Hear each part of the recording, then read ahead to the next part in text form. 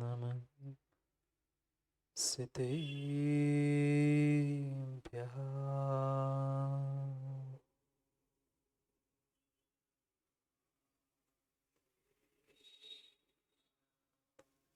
श्रीमद्परं गम्भीर स्याद्वान्मोघलाञ्छनम्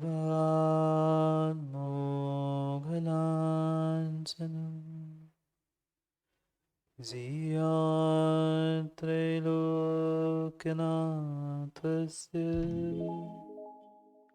शासनं जिनशासनं जय मङ्गलबोधानं विमलानं नाणदंसनयानं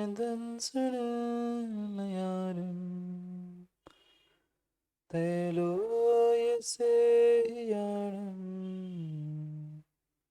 प्रणवस्यासुसीतानं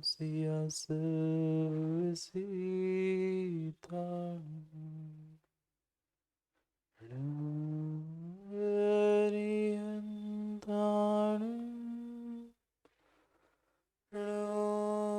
सिद्धाणं नमः आयुर्याणं नमो वत्सायाणं नमो लोई सर्वसाहुं।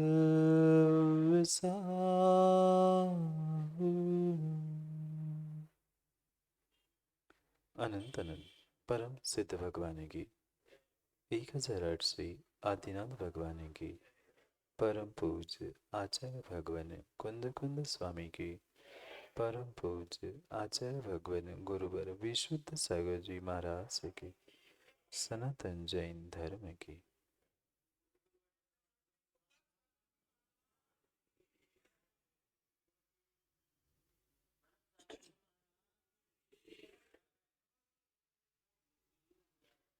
अंतिम निर्देश वर्धमान स्वामी के शासन में हमसे विराजते और उनकी यह पावन पीयूष देशना हम सभी के लिए परम उपकारी।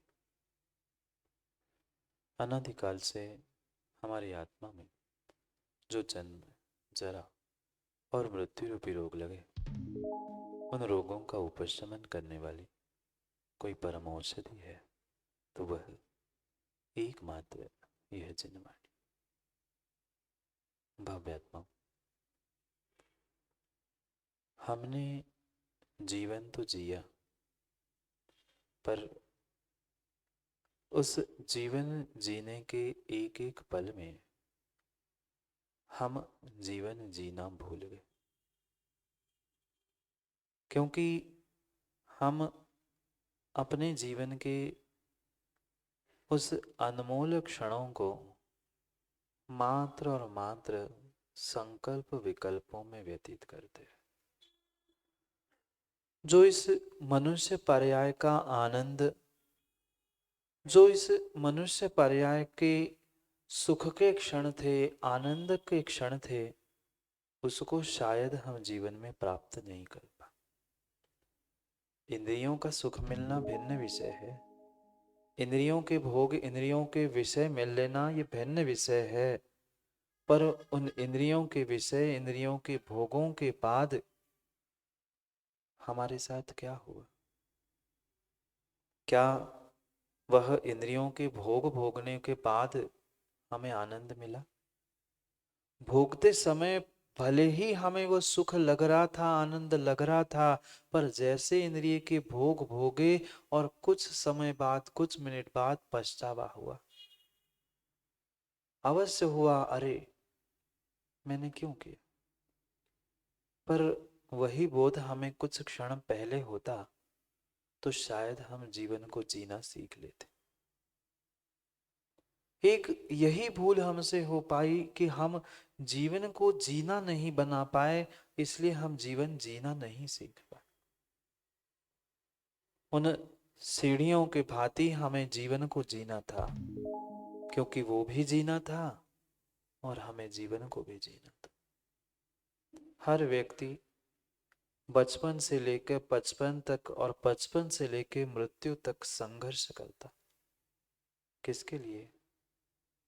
किसके लिए संघर्ष करता है? मात्र और मात्र मैं कुछ हूं, मेरा कुछ है, मैं भी तो कुछ हूं। ये अहंकार के पीछे जो अपने अधिकारों के लिए लड़ता है वह कभी जीवन में जीना नहीं सीख पाता। गहराई से समझना, जो मात्र और मात्र अपने अधिकारों के लिए जीता है वह जीना जीना नहीं जानता। क्यों? क्योंकि मात्र अपने अधिकार ही अधिकार नहीं है। अधिकारों के साथ व्यक्ति को डॉक्टर साहब अपने कर्तव्यों का भी बोध होना आवश्यक है। आज समाज में, नगर में, देश में, राष्ट्र में जितने भी विकल्प दिख रहे हैं, जितने भी संकट हो, लड़ाई हो, उसकी अगर कोई जड़ है उसका नाम यही है, व्यक्ति अपने अहंकार के पीछे मात्र अधिकारों से लड़ता है, अधिकारों के लिए लड़ता है। मैं अधिकारी हूं, मैं ऐसा हूं, मेरे साथ ऐसा क्यों नहीं हुआ, मुझे ऐसा करना चाहिए था, तूने ये किया, मैंने ये किया। ये जितनी जितने विकल्प और लड़ाई दिख रही है, ये मात्र व्यक्ति स्वयं के कर्तव्यों को भूलकर मात्र अधिकारों के लिए लड़ रहा है। कभी बचपन में हेमंत भाई स्कूल में पढ़े आप? नहीं पढ़े ही होंगे, पूछ रहा। वैसे यहाँ बैठे लगभग सभी जीव पढ़ चुके होंगे बचपन में। स्कूल में एक नागरिक शास्त्र आता था, पढ़ा है? और उस नागरिक शास्त्र में जो एक शायद चैप्टर होगा, एक कोई ना कोई अवश्य अध्याय होगा, किसी को पहले बाद में, पर चैप्टर अवश्य था जिसका नाम था कर्तव्य और अधिकार। क्या है ना, हम पढ़ते तो बहुत कुछ है पर भरत जी भूल बहुत जल्दी जाते हैं। चाहे आगम ग्रंथ हो, चाहे स्कूल कॉलेज की पढ़ाई हो, पेपर दे दिए, पेपर भी किनारे और वो किताबें भी किनारे। आज तक इन्हीं कारणों से हम जीवन जीना सीख नहीं पाए। जो जो हमारी लौकिक पढ़ाई में या पारलौकिक पढ़ाई में भी जो मुझे प्राप्त हुआ था, मैं तनक तनक से ही समय में भूल जाता।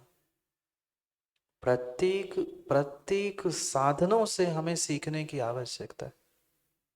कल भी हमने समझा था, छोटी सी सुई कितने की माँ? 1 रुपए की सुई तुम्हारी घर कुल परिवार की इज्जत बचा सकती है। ऐसे जो लौकिक शिक्षा में भी हमने जो जो पढ़ा है उसका अगर हम समय पर सही प्रयोग करें तो पक्का पक्का मान लेना, हम अपने जीवन को जीना बना सकते हैं। पर हमने इतनी कभी गंभीरता से, इतने विवेक पूर्वक, इतना सोच समझ के कभी जीवन में निर्णय ही नहीं किया कि मैंने आज जो कुछ भी ये मैं पढ़ रहा हूं उसका मुझे कुछ भविष्य में काम भी पड़े। पढ़ लिया, परीक्षा पास हो गई, पूरा बस्ता उठा के फेंक दिया। जब अगला स्कूल कॉलेज का पहला दिन आएगा तब 2-4 दिन पहले से बैग और फिर किताबें फिर छांटना शुरू। ऐसा नहीं हुआ? ऐसा ही हुआ। इसलिए जीवन में जो जो हमें मिला वो अनमोल क्षण थे, अनमोल शिक्षाएं, अनमोल हमें मिलने वाला था, पर हम कुछ ग्रहण ही नहीं कर पाए। लौकिक शिक्षा में भी कुछ ऐसे चैप्टर और कुछ ऐसे अध्याय थे कि जिनको अगर हम जीवन में सीख लेंगे, उतार लेंगे तो शायद जीवन का कल्याण हो जाता, जीवन जीना बन जाता। पर नहीं सीखा, नहीं समझा। मात्र मात्र जितनी पढ़ाई हमने आज तक की है, मात्र हिमांशु एग्जाम ओरिएंटेड की है। परीक्षा में पास हो, 35, 40, 50, 70, 90 इतने मिल गए, पास हो गए, खत्म, कौन टेंशन पाले, डिग्री मिल गई, हो गया काम। उतना जीवन नहीं था।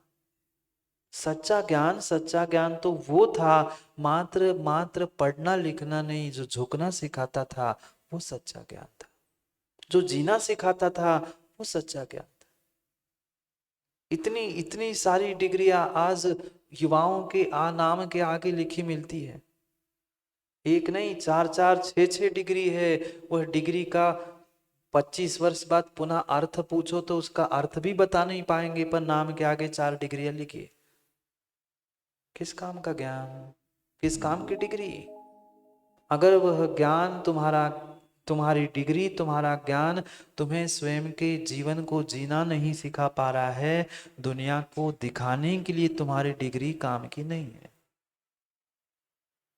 कई कई स्थानों पर हमने साक्षात देखा कि ऐसे ऐसे युवा है, 2-2 4-4 डिग्री तो प्राप्त कर ली, पर उस डिग्री के कोर्स में कितने सब्जेक्ट थे नहीं पता। कौन से स्कूल में कौन से दिन क्या पढ़ाया गया था नहीं पता। दूसरों की छोड़ो, यहाँ बैठे हुए भी किसी को खड़ा करके पूछो ना कि 5वीं की कक्षा में भाषा के विषय में हिंदी में कौन सा चैप्टर था, बता पाएंगे? छोड़ो 5वीं की, बहुत पुरानी बात हो गई। कॉलेज के जो अभी अभी साल 2 साल पहले कॉलेज की जो डिग्री प्राप्त कर ली, उसका भी विषय पूछ लो ना संदीप भाई, इंजीनियर बने ना, इंजीनियरिंग में कौन से सब्जेक्ट में कौन सा विषय पढ़ाया था, कितना याद है? डिग्री सर्टिफिकेट है हमारे पास, बहुत कुछ कर रहे हैं उस सर्टिफिकेट से, पर उन पलों में हमने मात्र और मात्र वह एक फॉर्मेलिटी के रूप में कर लिया, जीवन जीना नहीं सीख पाए। पल पल का आनंद लूटते समय, पल पल की याद करते समय हमें जीवन जीना था। अभी किसी के पापों की, किसी की बुराई की, किसी की निंदा की बात पूछ लो तो माँ अभी उठकर खड़े होकर बता सकती है 25 वर्ष पहले इसने मुझे मंदिर में गाली दी थी, मैं देखता हूं, काम तो हो जान दो। इतनी छोटी सी गाली हमें याद है, पर एक छोटा सा मंत्र भी दे दिया जाए तो यह हम भूल जाते। कैसी विचित्रता है। प्राप्त करने के लिए, ग्रहण करने के लिए मिला बहुत कुछ है, पर उसको प्राप्त करने के लिए, उसको संभालने के लिए वैसा पुण्य और वैसी कला भी तो आनी चाहिए। मिल गया, बहुत बहुत कुछ हमें मिल गया, पर उनसे ना हम आज तक कुछ उपदेश ग्रहण कर पाए, ना जीवन के वास्तविक अर्थ को समझ पाए। हर व्यक्ति चाहे छोटा सा बालक क्यों ना हो, चाहे घर का कोई वृद्ध व्यक्ति क्यों ना हो, हर कोई लड़ रहा है मात्र और मात्र अपने अधिकार के लिए। क्यों कोर्ट कचहरियां इतनी चल रही है? जितने जितने कोर्टों में एक दूसरे के सामने खड़े होकर लड़ने वाले कौन हैं? मेरा अधिकार है, मेरी इतनी प्रॉपर्टी है। आजकल तो जो महिला घर के आंगन के देहरी के बाहर नहीं निकलती, वो आज कोर्ट के कटघरे में खड़े होकर लड़ रही है, मेरा हिस्सा दो। कहाँ गया कर्तव्य? पहले अपने कर्तव्यों का तो बोध करो, फिर अधिकारों के लिए लड़ो। मेरा तो रिजर्वेशन है 33%, कितने माता? 33% कि 50%? अब 50 प्राप्त कर लिया। उस 50% के अधिकार के लिए तो लड़ रहे हैं, पर 5% कर्तव्यों का बोध है? बिल्कुल नहीं।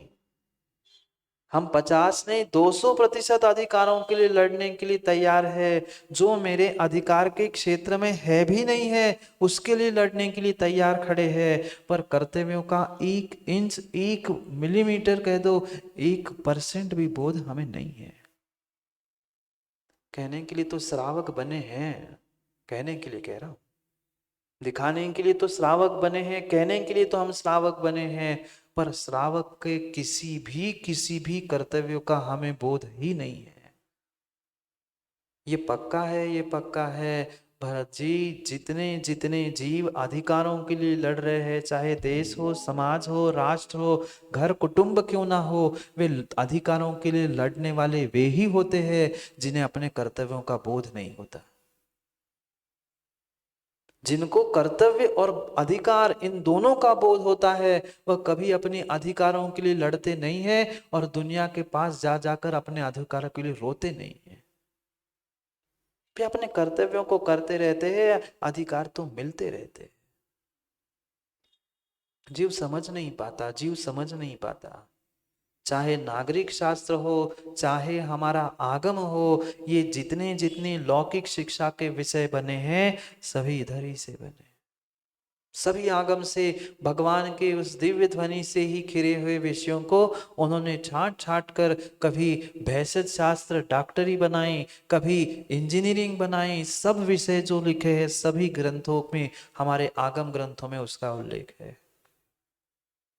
पर क्या करें, हमें उन वैज्ञानिकों पर विश्वास है, आज के विज्ञान पर, आज के सब भौतिक साधनों पर विश्वास है, पर हमारे आगम पे और हमारे देव शास्त्र गुरु पे विश्वास नहीं। जो नागरिक शास्त्र में पढ़ा था कि इस भारत देश के जितने जितने नागरिक है, श्रावक है, उन नागरिकों के लिए जैसे नागरिक शास्त्र लिखा है, ऐसे श्रावकों के लिए भी श्रावकों का श्रावकाचार लिखा है। प्रत्येक के नियम लिखे गए हैं, कायदे कानून लिखे गए हैं। तुम्हें इतना अधिकार दिया है तो पहले बेटा तू इतने कर्तव्यों का पालन कर। तुम्हें कर्तव्यों का पालन करना है तो तुम्हें इतने अधिकार, इतनी छूट भी दे के रखी है कि तुम्हें दोनों का एक साथ निर्वाह करना है। पर क्या करे, क्या करे, आज ऐसी ऐसी विचित्र दशा और दुर्दशा हो चुकी है समाज घर कुटुंब की कि बालक भी लड़ता है अधिकार के लिए। तुमने छोटे को कर दिया, बड़े को क्यों नहीं पूछा? बड़ा कहता है मैं बड़ा हूं, छोटे से छोटे को तो लाड़ करते हो, छोटे को सब देते हो, मैं भी घर का सदस्य हूं। भाई ये क्यों भूल जाते हो? सबका पुण्य, सबका क्षयोक्षम, सबका समर्पण, सबका एक साथ नहीं होता। होता है क्या? अध्यक्ष जी चंद्रपुर, अध्यक्ष जी परासिया, नहीं होता। पर व्यक्ति हर हर बात पर लड़ने के लिए खड़ा है, लड़ने के लिए तैयार है। मैं भी तो हूं। मां कब तक ये अहंकार की दशा चलेगी? कब तक हम कषायों के साथ जीना सीखेंगे? आज तक कषायों के अलावा हमने इस मनुष्य पर्याय में किसी अन्य का आनंद ही नहीं लूटा। आत्मा का छोड़ दो, बहुत दूर की बात है आत्मा के आनंद की और सुख की। हम मनुष्य पर्याय का भी, श्रावक अवस्था का भी, धर्मात्मा पने का भी आनंद नहीं लूट पाए। उसमें भी हम मान कषाय का आनंद लूटते रहे। देखो मैं सफेद धोती पहन के आया, मैं आज सोने की चांदी की थाली में भगवान की पूजा करने आया हूं, मैं समय सार जी का पाध्याय करता हूं, हो गया कल्याण। आनंद मिला, आनंद मिला, पर अपना नहीं, कर्तव्यों का नहीं, कषायों का आनंद लूटा। कषायों का आनंद नहीं लेना था, हमें अपने आप का आनंद लेना था। अपने इस पर्याय जन्य कम से कम उन जो व्यवस्थाएं जो आवश्यक बताए गए हैं उनका आनंद और उनका सुख लूटना था। आत्मा की चर्चा करेंगे फिर कभी, आत्मा तक पहुंचने के लिए बहुत समय लगेगा। पहले मन तक ही पहुंच जाओ, अपने आप तक ही पहुंच पाओ। मन भी नहीं पहुंचे, जो बाहर पहुंचने वाला दिखने वाला शरीर है, उस शरीर का भी हमें आज तक असलियत में बोध नहीं है क्या डॉक्टर साहब? कितनी हड्डी, कितनी मज्जा, कितने क्या, वो सब कुछ गणित हमें पता है, पर मेरे शरीर में क्या कमी है, मेरे शरीर में क्या ज्यादा है, इसका बोध मुझे नहीं है, दूसरे डॉक्टर के पास जाना पड़ता है। बोलो ना, ऐसा नहीं है? आपके पास तो कहां कहां से पूरे महाराष्ट्र से लोग पहुंचते हैं, पर आपका उपचार करने के लिए किसी दूसरे डॉक्टर से पूछना पड़ता है। चाहे बच्चों को दिखाओ, चाहे मैडम को दिखाओ, पर दूसरी की राय लेनी पड़ती। क्यों? क्योंकि स्वयं का बोध हमें नहीं है कि मैं कौन हूं, क्या हूं, मेरा शरीर क्या है। आत्मा की चर्चा चर्चा चर्चा तो खूब हो गई, पहले व्यवहार से समझे तो मैं जीवन जीना क्यों नहीं सीख पाया, क्यों नहीं जीवन को जीना बना पाया, सीढ़ी बना पाया? क्योंकि मैं मात्र कर्तव्यों के लिए लड़ता, कर्तव्यों को भूलते हुए अधिकारों के लिए लड़ता रहा। और जो जो अधिकारों के लिए लड़ता है, मैं भी कुछ हूं, अहंकार को, मात्र और मात्र अहंकार को लेके जीता है, वो जीवन में कभी भी सुखी हो नहीं सकता। भाई नागरिक शास्त्र है, देश में भी रहना है, तो तुम्हें अगर जीने के अधिकार दिए हैं तो दूसरों को जीने देना है तेरा कर्तव्य भी है। तुम्हें धर्मात्मा कहा जा रहा है तो दूसरों को भी धर्मात्मा पने का एहसास करा दो, ये तुम्हारा कर्तव्य है। क्यों अपने कर्तव्यों को भूलता है? तुम्हें अगर बेटा बनने का अधिकार दिया गया है तो तुम्हें घर की रक्षा करना, घर वालों का ध्यान रखना, ये तुम्हारा कर्तव्य भी था। ये कर्तव्य तू क्यों भूल गया? पैसों का अधिकार, घर का अधिकार, मकान का, जायदाद का, सबकी हिस्सेदारी के अधिकार है, पर कर्तव्यों की कभी बांट किया कि ठीक है आज तू ये व्यवस्था कर लेना, कल मैं ये व्यवस्था कर लेता हूं। उसके लिए तो नहीं, तू कर ले सब काम, पैसे लेते समय में हिस्सा बांट मुझे चाहिए और काम तेरे पर डे। बहुत बहुत बड़ी भूल, बहुत बड़ी भूल चल रही है। भूल को सुधारने की आवश्यकता है। मैंने ऐसा किया, मैंने ऐसा किया, अरे किया तो किया, ये आपका कर्तव्य था, आपने कौन सा बड़ा तीर मार लिया? बहुत सारे लोग ये डंका पीटने के लिए बैठे रहते हैं। हमने इतना किया घर वालों के लिए, हमने समाज के लिए इतना किया, हमने इतना किया, मेरे लिए किसने क्या किया?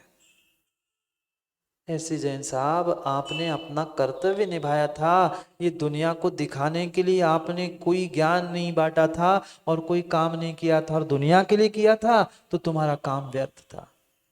आपने जो गुरु की सेवा की, आपने जो मंदिर की सेवा की, आपने जो देव शास्त्र गुरु की सेवा की, चाहे दान दिया हो, तप किया हो, स्वाध्याय किया हो, अगर उससे प्रशंसा लूटना चाहते हो, उसके बदले में मां कुछ चाहते हो, तो पक्का कर मान लेना आपने व्यापार किया है, कर्तव्यों का पालन नहीं किया।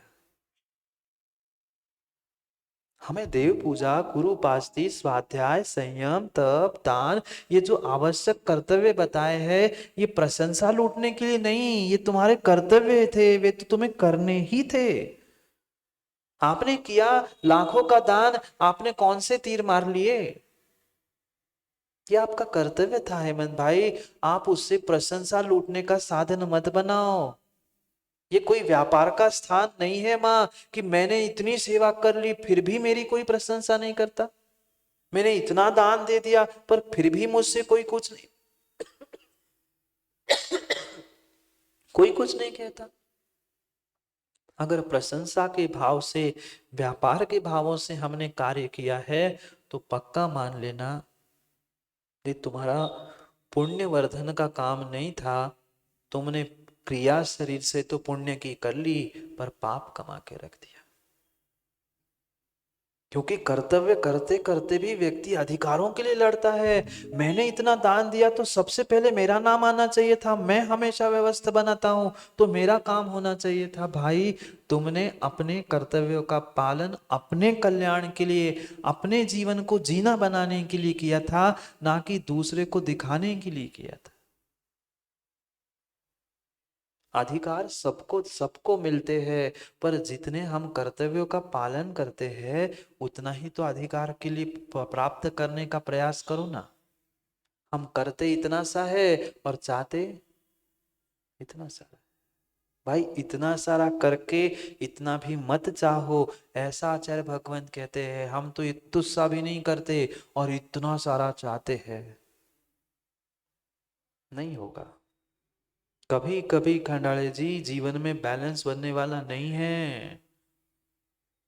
ये जो आवश्यक रूपी श्रावकों के लिए 6 कर्तव्य कहे गए हैं, उन कर्तव्यों का पालन किए बिना तुम अधिकार के लिए लड़ने की शक्ति नहीं रख सकते। तुम अधिकार के लिए लड़ रहे हो, ये तुम्हारा लड़ना व्यर्थ है। तुम अपना कर्तव्य करो, अपना काम करो ना। भूमि में बीज पहुंच गया है, पानी पहुंच गया है, खाद पहुंची है, तो अपने आप उस बीज का वृक्ष होगा। आज नहीं तो कल होगा।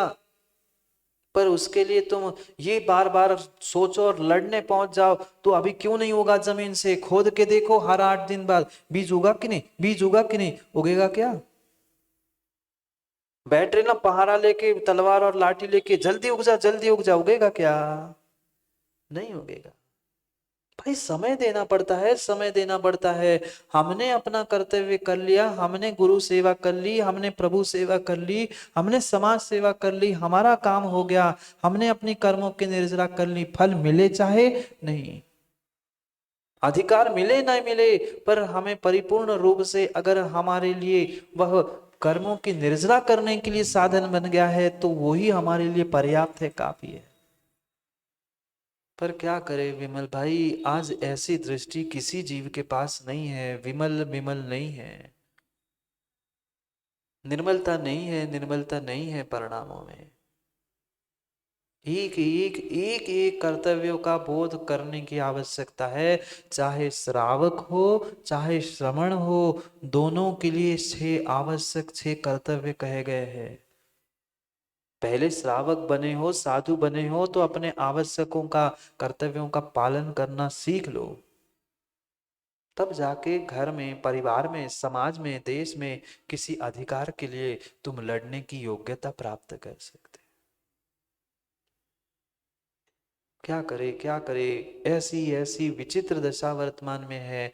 जितने जितने जीव वर्तमान में लड़ते हुए, जो लड़ैया है ना, लड़ैया होते हैं घर में, परिवार में, समाज में, देश में, राष्ट्र में, इधर की उधर who who who who who करके कहते रहते, हुआ कुछ होता ही नहीं है। महाराज को तो आता ही पता नहीं होता क्या हुआ, और बाहर चर्चा होती, महाराज ने कह दिया, महाराज ने कह दिया, महाराज ने कह दिया। ठिकाना ही नहीं, सच्ची बात कह रहा हूं भाई। महाराज ने क्या कहा महाराज ही को नहीं पता है, पर बाहर हल्ला है कि महाराज ने कर दिया, महाराज ने कर दिया। महाराज ने क्या किया महाराज ही को ही पता नहीं। हुआ हुआ, कभी नहीं देखा लड़ैया को कैसे आवाज करता है, हो अरे क्या हुआ पता नहीं, हुआ हुआ हुआ। भाई लड़ैया क्यों बन रहे हो? वास्तविकता क्या है संदीप भाई, वो पता ही नहीं है, और हुआ हुआ हुआ, अरे हुआ क्यों हो रहा है? सत्य तो पता करो। क्योंकि संसार में और परिवार में, समाज में आग लगाने वाले ज्यादा है और बाग लगाने वाले कम है। होता कुछ और है और प्रस्तुत कुछ और ही किया जाता है। और उन्हीं उन्हीं जीवों को सबसे सबसे सबसे अधिक परेशानी होती है, दुख होता है, कष्ट होते हैं। राकेश जी, सबसे अधिक दुख उन्हीं को होता है जिनको ना कभी मंदिर से, पूजा पाठ से लेना देना नहीं होता है। सबसे ज्यादा परेशानी और विकल्प नहीं होते। ऐसा क्यों, वैसा क्यों, ये क्यों नहीं, ऐसा होना चाहिए था, वैसा होना चाहिए था। जो कभी दर्शन करने नहीं आएगा, पूजा करने नहीं आएगा, वो कहने आएगा अध्यक्ष हो ना आप, ऐसा मत करो। ऐसा नहीं है, एक दो तीन कितने सारे अध्यक्ष बैठे। ऐसा ही है सोइतकर जी, ऐसा ही है। अरे तुम भुक्त भोगी हो, हम तो दूरी से देख के भोगते, भैया तुम जानो तुम काम जाने, तुम भोग रहे हो हम दूर से देख रहे हैं। तुम पूरी दुनिया, पूरे भारत में बहुत सारे स्थानों पे घूमा है, सबकी स्थिति देखा है। सबसे ज्यादा उपद्रव करने वाली वही होते हैं, टड़े हड़ हड़ हवा हवा लड़ाइया करने वाले, लड़ने वाले, लड़ाने वाले, जिनको कभी किसी भगवान से, गुरु से, किसी से कोई मतलब नहीं, लेना ना देना एक और बोलना 50। क्या करे भाई, कर्तव्यों का तो बोध करो। थोड़ी थोड़ी देव पूजा, गुरु उपासना, स्वाध्याय, संयम, तप आदि होता क्या है, इसका बोध ही कर लो कम से कम। ये भी पता नहीं है जीवों को कि 6 आवश्यक होते हैं, श्रावकों के 60 कर्तव्य होते हैं, ये नहीं पता। पर अधिकार, मैं भी समाज का अधिकारी हूं, मैं भी पदाधिकारी हूं, मेरा भी काम होना चाहिए, लड़ो, बन जाओ लड़ैया। भाई तुम अपने अधिकार की बात कर रहे हो, मैं समाज का हूं, मैं ऐसा हूं, तो तुम कर्तव्य कितना पालन कर रहे हो? वर्ष में कितनी बार आपने अभिषेक पूजा की? वर्ष में कितनी बार आप जिनवाणी की सेवा करने के लिए पहुंचे? पर कुछ बट रहा है तो वही सबसे पहले खड़े मिलते, क्यों नितिन भाई? मंदिर में कहीं कुछ बट रहा होता है तो वही सबसे पहले खड़े मिलते हैं, जो कभी बाकी समय में व्यवस्था में नहीं आते, सहयोग करने नहीं आते, वे पहले खड़े। हाँ क्या मिल रहा है?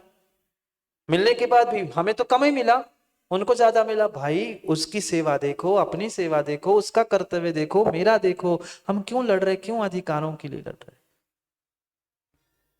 नहीं है, नहीं है। अभी एक भी कर्तव्य का बोध हमारे पास नहीं है। अभी महाराज गुरु उपासना, देव पूजा के बारे में समझा रहे थे, देव दर्शन के बारे में समझा रहे थे। एक आवश्यकों को समझने की आवश्यकता है।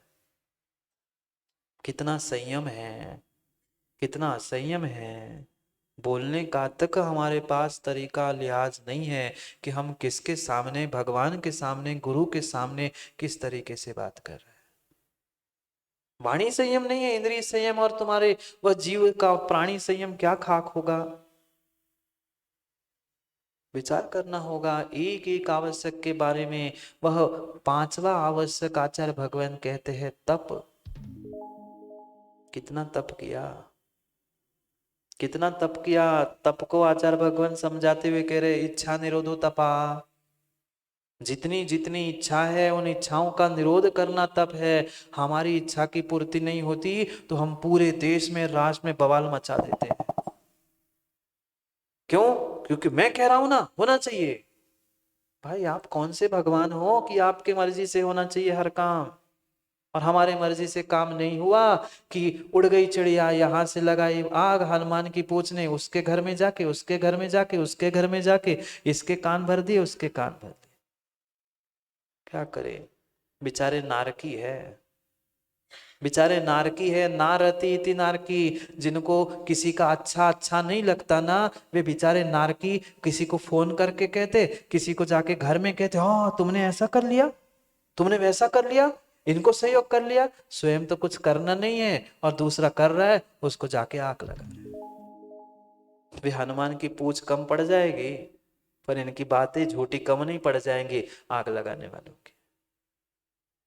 क्या करे, क्या करे, क्या करे। जीव क्यों नहीं समझ पा रहा है इच्छा का निरोध करना ये तप है। कितना तप किया। मात्र शरीर से मां उन व्रतों को, उपवास एकासन आदि कर लेना, इसका अर्थ तप नहीं है। भीतर में हमारी जितनी जितनी जितनी इच्छाएं हैं उन इच्छाओं का उपशमन करना, इसका नाम तप का है।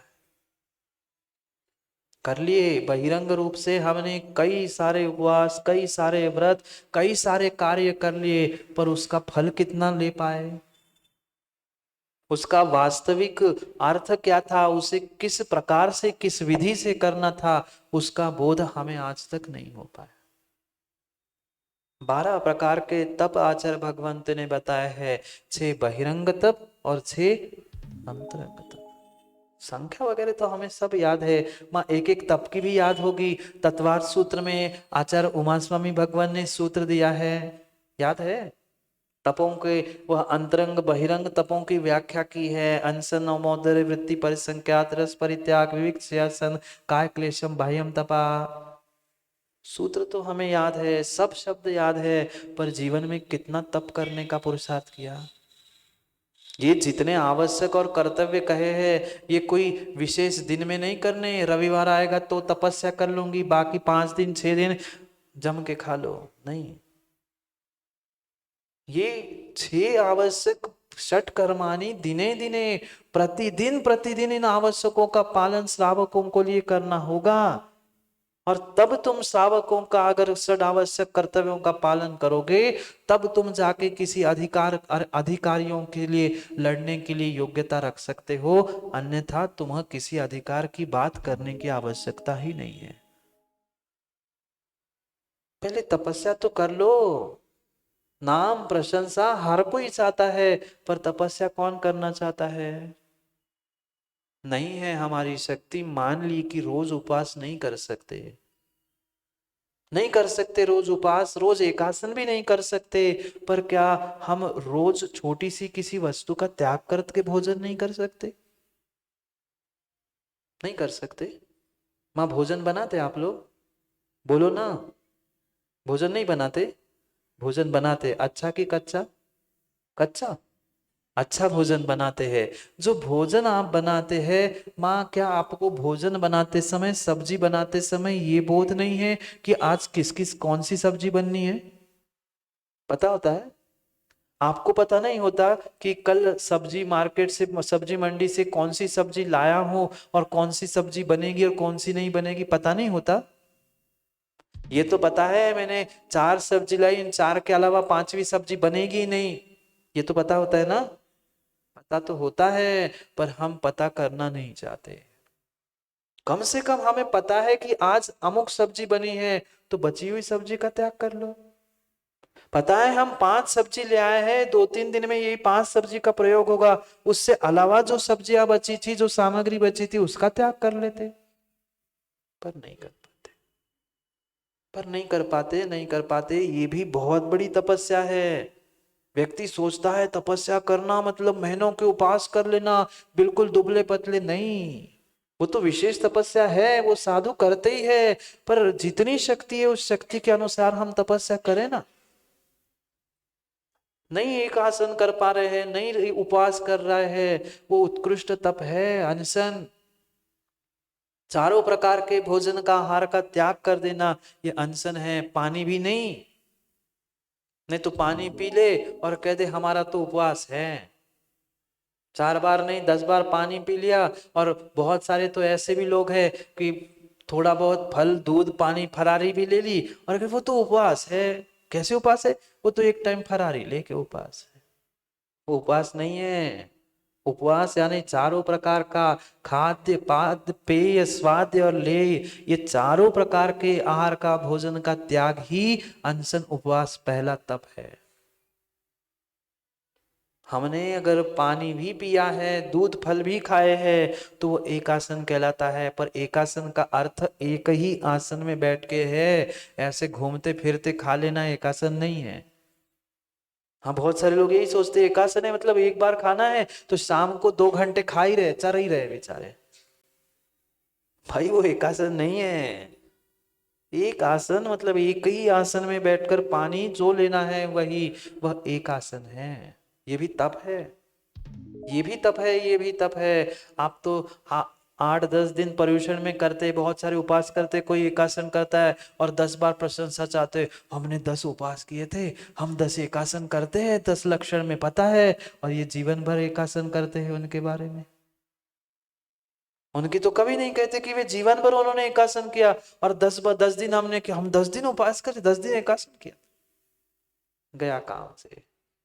बेचारे भूखे मरे 10 दिन और प्रशंसा में जाके डूब मरे।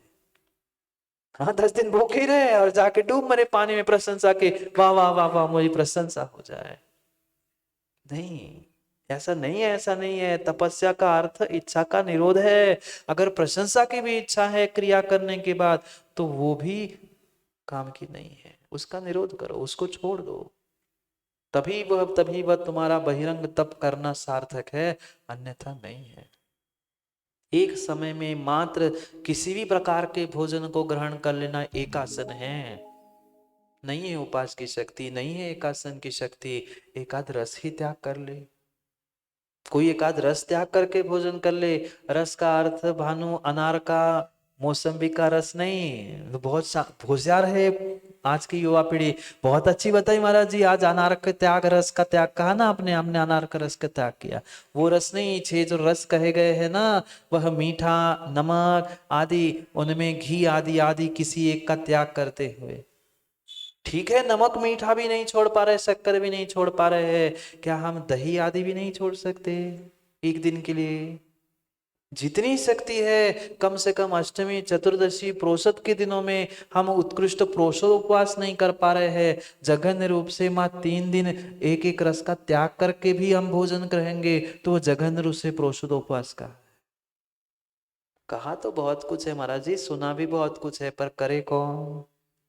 करे कौन? किसने कहा है मस्ती में खाओ पियो? क्यों हिमांशु, क्यों शरीर को सुखाने से क्या मतलब है? मिला है शरीर, मिला है तन, तो कर ले मौज। जितनी उन भोगों के निमित्त से मौज करोगे, मजा करोगे, आने वाले समय में तुम्हारी आत्मा को ही सजा मिलेगी, ये पक्का है। नहीं कर पा रहे हैं हम वो, तो जो सामग्री नहीं बनी है, ठीक है, कल का आगे पीछे का नहीं पता था, थाली पे परसने के बाद तो पता चलता है ना कि इसके अलावा और तो कुछ नहीं बना है। तो इतना ही नियम ले ले, आज जितना मेरे थाली में परसा जाएगा मैं उतना ही लूंगा। वही बैठे बैठे तो चलते हैं, ये मंगवाओ, वो ले आओ, ये चाहिए, वो नहीं है। बेचारा भीख मांग रहा है थाली पे बैठ के, करोड़पति। कहने के लिए तो करोड़पति है, पर भीख मांग रहा है, नमक नहीं है, नमक ले आओ, मीठा नहीं है, नींबू ले आओ। क्या चल रहा है? भले ही घर के बाहर भीख नहीं मांग रहा, पर भीख तो मान गई। सोचो समझो, ये इच्छा का निरोध करना ही तपस्या है। अगर इच्छा इच्छा बढ़ाते रहेंगे तो कभी जीवन में तपस्या नहीं होगी, कर्मों की निर्जरा नहीं हो सकती। कर्मों की निर्जरा करने के लिए ये तप कहे है, ये पांचवा आवश्यक है, कर्तव्य है। कर्तव्य का पहले बोध करो, फिर तुम जाके अधिकारों के लिए लड़ने के लिए खड़े हो जाना। मेरा कर्तव्य क्या है, मैं किस किस हद तक अपने कर्तव्यों का पालन कर रहा हूं, उस हद तक ही अपने अधिकारों की बात करे तो शोभा देता है। कोई 10 20 15 साल का बच्चा वह दादाजी से लड़ने के लिए खड़ा हो जाए कि आप बड़े क्यों, मैं बड़ा हूं, मेरा नाम क्यों नहीं लेता कोई, उस आपका ही नाम क्यों लेता है। भाई वे 60 70 80 साल के हो चुके, वे बुजुर्ग है, तो घर में सबसे पहले उनका ही नाम कहेगा। तो वहां तक पहुंच तो पहले, उस कर्तव्यों से द्वारा अपने कर्तव्यों का पालन करते हुए उस ऊंचाई तक पहुंचो, तभी तो तुम्हारा भी नाम होगा, तुम्हें भी अधिकार मिलेगा। कर्तव्य को भूल कर अधिकारों से काम नहीं बनेगा। अनशन, औमोदर्य, वृत्ति परिसंख्यान, रस परित्याग, वह मुनिराज जब भी आहार करने के लिए निकलते हैं, वे कोई ना कोई विधि आखड़ी लेकर निकलते हैं। मन में सोच के निकलते हैं अमुक अमुक विधि मिलेगी तो ही आहार ग्रहण करेंगे, मात्र भीतर के राग द्वेष को मिटाने के लिए। हाँ, नहीं तो सोच के निकली कोई मुनिराज कि अरे ये तो हेमंत सेठ भरत सेठ खड़े हैं, बहुत अच्छा मिलेगा, रोज वही जाए महावीर सोच कर खड़े पड़गान के लिए, आज अच्छा मिलेगा, अच्छा मिला, माल बना होगा भोजन। नहीं, उस राग द्वेष की हानि हो, इसलिए जो मन में आकर खड़ी हो गई, जो सोच लिया कि ठीक है आज 2 नारियल 5 नारियल 50 ये ऐसा मिलेगा तो ही आहार करूंगा, ये कौन कहाँ खड़ा है, क्या मिला क्या नहीं मिला, इस राग द्वेष को मिटाने के लिए वह आ खड़ी। मन में जो आकर खड़ी हो गई वो ले ली विधि, और मिली तो मिली, नहीं तो नहीं मिली। बहुत सारे युवा, बहुत सारे बच्चे यहाँ भी परासे में आए थे, तब पूछ रहे थे महाराज जी उसकी कोई किताब है क्या, कौन सी दिन कौन सी विधि होती है। मैंने कहा मुझे लिखनी पड़ेगी कौन सी दिन कौन सी विधि होती है। मन में जो विचार आया सोच लिया और कर लिया। कोई उसकी किताब, कोई गणित नहीं है, नहीं ये बताओ कि 2 कब होते हैं 5 कब होते हैं। मैंने कहा ऐसा कोई नहीं होता, जो दिमाग में आ गया सो सोच लिया सो कर लिया। ऐसा कोई नियम नहीं है कि यही विधि हो। और मात्र माताओं हाथ की ही विधि विधि नहीं होती, हाथ की विधि विधि नहीं होती, मात्र वह विधि तो परिपूर्ण रूप से अंतरंग बहिरंग दोनों प्रकार की होती है। माना कि विधि ले ली कि चौके में तो पहुंच जाएंगे जो चौका होगा, पर वहां जाके सबसे पहले मैं चावल अगर देंगे तो ही आहार लूंगा, नहीं तो लूंगा ही नहीं। अब पहले ग्रास दोगे कि चावल दोगे, चावल दोगे। हर कोई ये सोचेगा भाई पहले अंजलि की तो मीठा दे, दूध दे, कुछ ग्रास दे। चावल नहीं मिला, अंजलि छोड़ दी, बैठ गए। मात्र इतना ही विधि का अर्थ नहीं है, बहुत अनेक अनेक अनेक प्रकार की विधि आगम ग्रंथों में लिखी है। यही सोच लिया कि आज तो हम निकल जाएंगे मंदिर से, और जो 50वां घर होगा वहां तक अगर किसी का पड़घान करते हुए कोई मिला तो हार करेंगे, नहीं तो हार नहीं करेंगे। आज पूर्व दिशा में निकल जाएंगे, आज उत्तर दिशा में निकल जाएंगे, वहां कोई पड़गाते मिल गया तो ही पड़गेंगे, नहीं तो नहीं पड़गेंगे।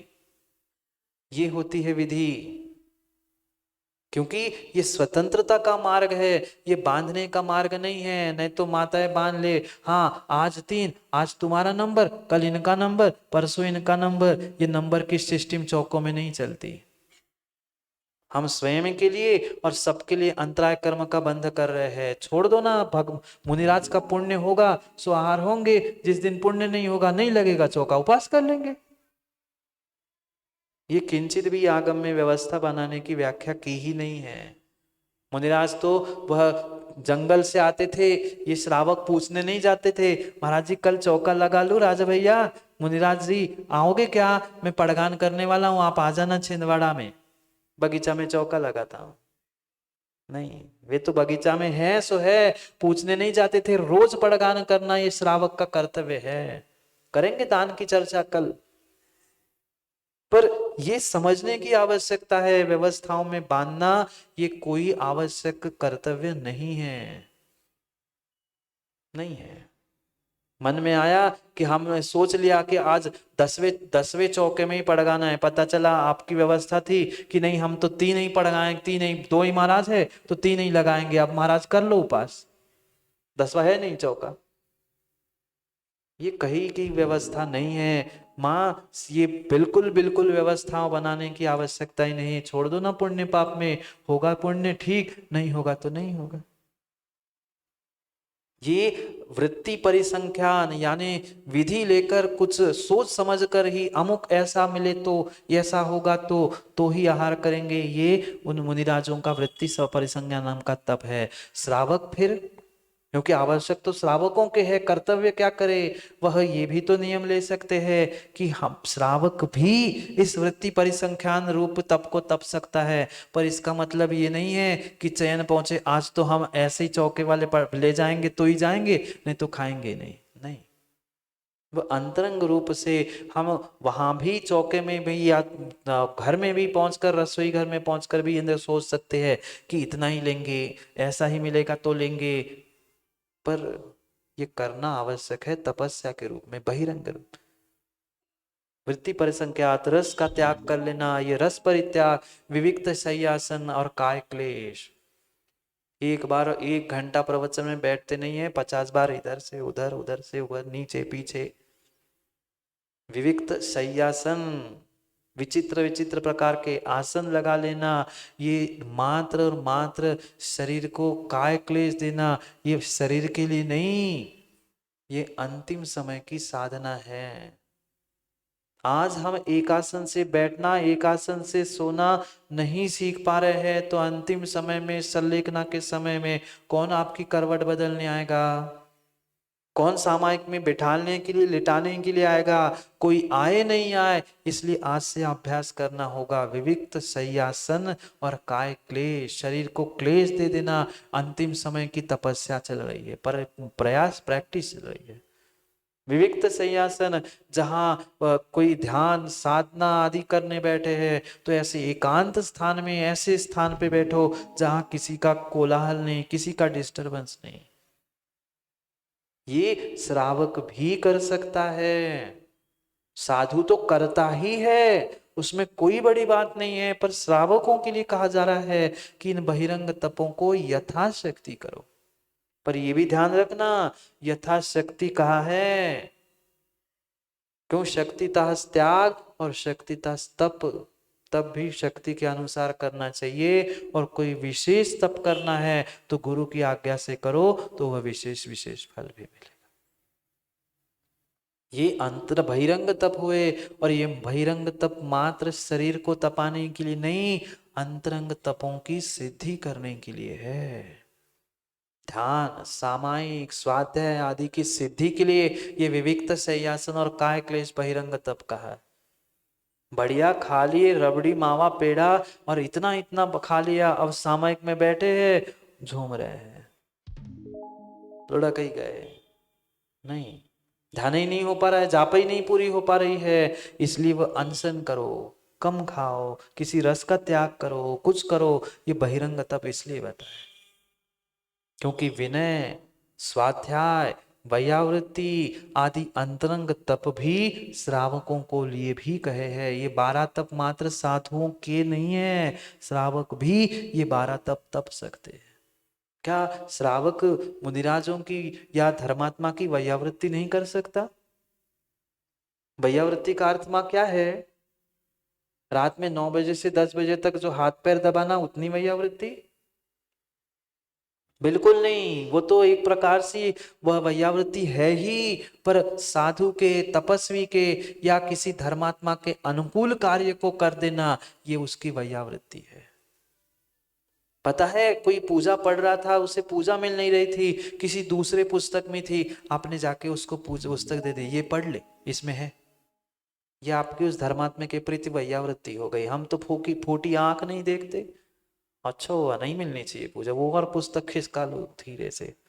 हाँ, वो धीरे से रखता है तो उठा के भाग जाते हैं लोग। अब कर पूजा, ये तपस्या नहीं कर रहे तुम, कर्मों का बंद कर रहे, निदत्ति निकाचित भगवान के सामने। तुम्हें वैयावृत्ति करनी थी, तुम्हें सहयोग करना था, और कुछ लाके दे दूं? ये ले लो, तू पूजा कर रहा है, मैं पूजा नहीं कर पा रहा हूं, ये द्रव्य लाके दे दू, कुछ कमी पड़ रही है बर्तन लाके दे दू। किसी ने धोखे से कह भर दे कि भाई वो थोड़ा सा मैं ठोना भूल गया हूं, ठोना लाके, नौकर हूं क्या तुम्हारा, माली तो है, मैं तो दर्शन करने आया था, मेरे से कह रहा है, हो गया कल्याण। भाई तू सहयोग करता, तू नहीं करता पूजा, कुछ नहीं कर रहा है, वो कर रहा था, तेरी तपस्या हो जाती, वैयावृत्ति हो जाती। जो वो कार्य कर रहा है उसमें सहयोग करना, वह बाग लगाने के लिए सहयोग करना, ये वैयावृत्ति। और आग लगाने वाले आग ही लगाते हैं, वे वैयावृत्ति नहीं करते, वे फिर पता नहीं क्या क्या करते। ये जो जो धर्मात्मा साधु आदि आदि के निमित्त से उनके अनुकूल जो हम कार्य कर रहे हैं, उन प्रत्येक उनके अनुकूल कार्य में सहयोग करना, ये हमारी वैयावृत्ति है। उनकी प्रत्येक क्रिया में, उनकी तपस्या में, उनकी साधना में, उनकी आवश्यकों में हमारा सहयोग उनके लिए वैयावृत्ति है, मात्र तन से नहीं। भरत जी मैं भी रोज आपके वैयावृत्ति करता हूँ, आप तो सब आते ही हो नितिन भाई, सब आके वो शरीर कान सबकी वैयावृत्ति करते हैं, पर मैं भी आप सबकी माता वैयावृत्ति करता हूँ, पता है। मुनिराज भी श्रावकों की वैयावृत्ति करते हैं, आप उनको आहार देके, शोधन करके, निर्विघ्न आहार करके आप उनकी तन की वैयावृत्ति करते हैं, और मुनिराज जी प्रवचन उपदेश देके आपके मन की और आत्मा की वैयावृत्ति करते। आप तन की करते हो, वे मन की और आपकी आत्मा की वैयावृत्ति करते। स्वाध्याय, जो 5 प्रकार के स्वाध्याय है, वे स्वाध्याय को समझना, वाचना, प्रश्न प्रश्न पूछना, उत्तर लेना, ये भी स्वाध्याय है। जो दोपहर में भरत जी आते हैं ना सम्यक समाधान सुनने के लिए, वो भी स्वाध्याय का ही भेद है, प्रक्षना नाम का स्वाध्याय है। तो ये स्वाध्याय तप है, कितनी कितनी कर्मों की निर्जरा। उपवास करने के लिए तो भूखन रहना पड़ता है, खा नहीं पी नहीं पाते, पर स्वाध्याय एक ऐसा ऐसा ऐसा तप है, जो ना धूप में बैठना, ना भूखे रहना, कुछ भी नहीं करना, पर मात्र श्रद्धा के साथ जिनागम का पाठ कर लेना, अध्ययन कर लेना, असंख्यात गुण श्रेणी कर्मों की निर्जरा होती है। यहाँ बैठे तपस्या तो कर रहे हैं आप लोग, ये जितने जीव बैठे धर्मोपदेश सुन रहे हैं, धर्मोपदेश नाम का स्वाध्याय है, ये तपस्या ही चल रही है। असंख्यात कर्मों की निर्जा कर ली, अगर हमने आयु श्रद्धा के साथ सुना है तो, श्रद्धा के साथ सुना है तो। श्रद्धा नहीं है तो कुछ नहीं है, भले ही एक अक्षर समझ नहीं आए, पर श्रद्धा के साथ सुना है तो हमने असंख्यात कर्मों की निर्जरा तत्क्षण में कर ली है।